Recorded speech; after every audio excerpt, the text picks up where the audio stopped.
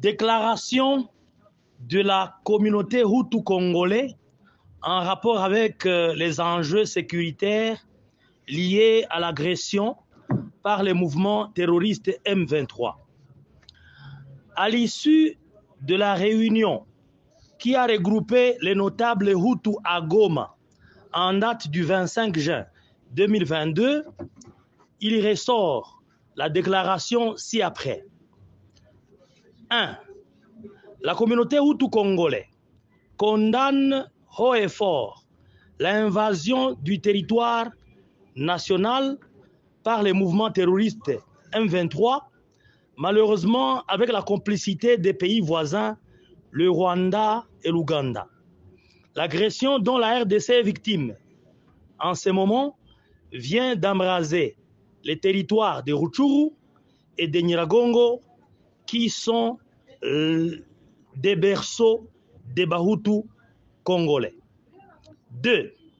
La communauté Hutu congolais se range comme un seul homme derrière le commandant suprême et chef de l'État, le gouvernement de la République et les forces armées FARDC pour défendre la nation en danger.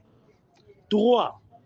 La communauté Hutu saisit cette occasion pour inviter toute la population à la résistance contre l'agression en soutenant l'armée républicaine engagée sur des fronts de Bunagana, Jomba, Bweza, Kisigari, Rugari, Busanza, Bukoma et Nyiragongo. Cette résistance populaire permettra à l'armée de bouter l'ennemi hors du territoire national. 4. La communauté Hutu congolais demande aux jeunes égarés de toutes les tendances, de toutes les tribus, de toutes les communautés de se retirer du M23 qui sème la désolation sans épargner personne. La République leur accordera le pardon pour avoir répondu à cet appel. 5. La communauté Hutu congolais condamne les discours de certains leaders de la région des Grands Lacs tendant à faire croire à l'opinion que l'agresseur M23 viendrait pour libérer la communauté Hutu, notamment. La communauté Hutu congolaise n'a pas besoin d'une protection quelconque venant de l'extérieur en dehors de la protection par le gouvernement congolais. 6. La communauté Hutu congolaise demande au chef de l'État et au gouvernement central de tout mettre en œuvre pour libérer les territoires de Rutshuru et de Nyiragongo par des voies diplomatiques, politiques et militaires. 7.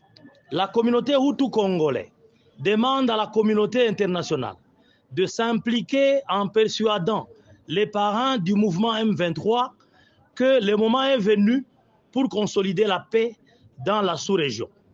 En adhérant à la East African Community, la RDC est engagée résolument vers le développement de son peuple et de ses voisins.